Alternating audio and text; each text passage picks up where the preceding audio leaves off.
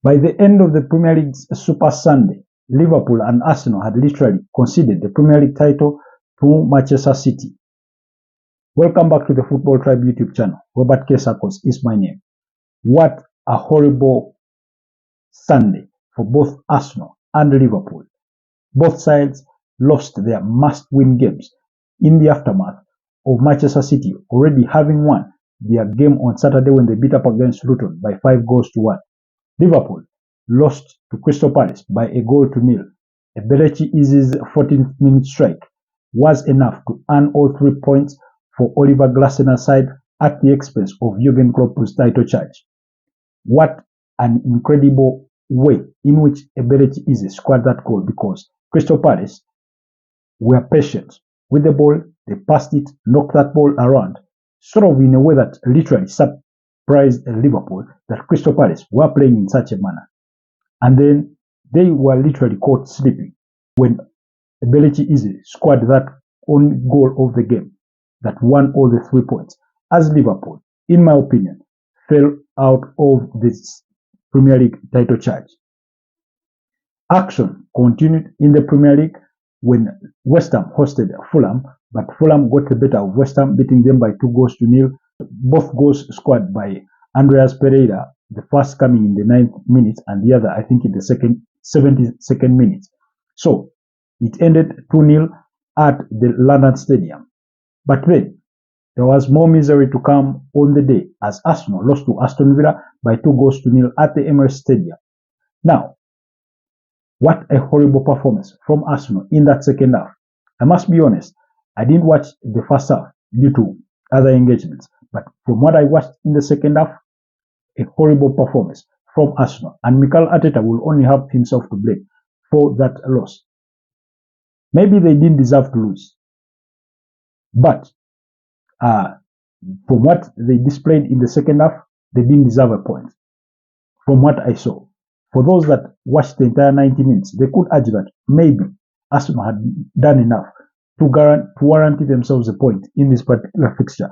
But to me, I didn't think so, because it wasn't until the 84th minute when Leon Bailey, a substitute, scored to break the deadlock, and then Ollie Watkins, an on-form Ollie Watkins, scored another to make it 2-0.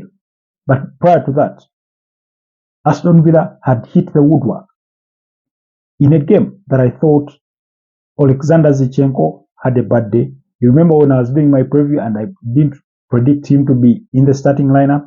Why? Because I expected he would be troubled by those Aston Villa wingers. Well, it wasn't far from the truth, because even in that chance, Aston Villa chance that hit the woodwork, it was him that conceded possession. Now, he did get a bit of a bashing from the Arsenal fans inside the stadium, but again, it is Mikel Arteta to blame, because sometimes it begs the question whether we, the fans, or the spectators or the observers of the game, were watching a different game from the one that manager Mikel Arteta was watching on his touchline. The substitutions that he made, I thought, also in a way cost him the game. At the point when he made those changes, first of all, I thought it was a bit late, in my opinion.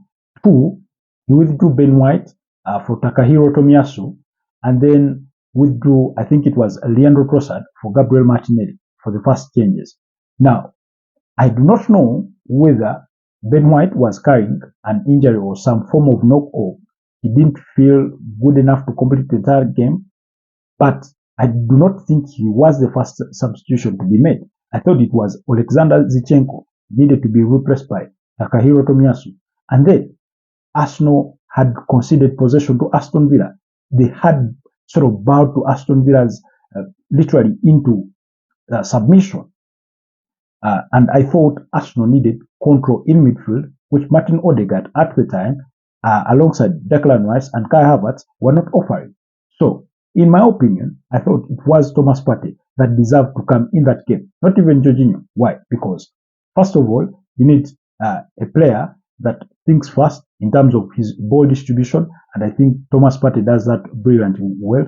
Yes, Jorginho is good with the ball distribution, but he tends to slow the game, and yet Arsenal needed to control midfield. They needed to be winning possession a little much faster as compared to what trying to do in little success, and then, try to gain some, minimal level of control, if not full control of that midfield. And I thought the game was begging for Thomas Partey to come on, but then it was Jorginho that eventually came on. And then he withdrew Martin Odegaard for Emile Smith-Rowe. Now, although at the time I found that a little bit questionable, I was okay with it because it was more or less a direct swap for of a 10 for a 10 in Emile Smith-Rowe. Yes, the two players are not of the same caliber, but at least it was later even further emphasized that Martin Odegaard felt something, and perhaps it wasn't good enough for him to carry on, especially bearing in mind that Arsenal returned to action on Wednesday when they faced Bayern Munich at the Allianz Arena in the return leg of the quarterfinals of the UEFA Champions League. Remember, the first leg ended in a 2-2 draw, so they need all their decent players fully fit. But the substitutions that he made, I thought, first of all, he should have withdrew Gabriel Jesus a little much earlier, and then have Kai Havertz move into that false 9 role to give him that advantage of, having to play the long ball, to have a proper recipient for that ball with proper height. He didn't do that. So I thought overall he cost himself this particular game. Maybe he wouldn't have won it, but maybe he wouldn't have lost it as well, because if he had done it, he would only be a point behind Manchester City, but now he is 2 points behind Manchester City. Well, for Liverpool, it's the same case. But like I said, literally, I think Arsenal and Liverpool conceded the Premier League title to Manchester City. I think Manchester City, like they have done all the previous 3 seasons, are going to go on to be flawless until the end of the season, win all their remaining 6 games, and walk away with the Premier League title, because that's all it's going to take them. That's all it's going to take them. Win 6 games in a row, and the Premier League title is yours. No debate about that. But then Arsenal and Liverpool on the other side will be praying, hoping against hope, that maybe Manchester City blunder somewhere and they also lose a game, and then it puts them back into the title race. Practically, they will be praying for a miracle, which I do not think at this stage in the season will happen. At least it's highly unlikely, especially when you pray for that miracle to come against a team like Manchester City. This is the moment that Pep Guardiola prayed for. Stay in the title race. Be lurking around there in the background. And as soon as either of Liverpool or Arsenal falters, you're right up there. And you got just that. Well, do let me know what your views are about the Premier League title race. As far as I'm concerned, it's as good as done, in my opinion.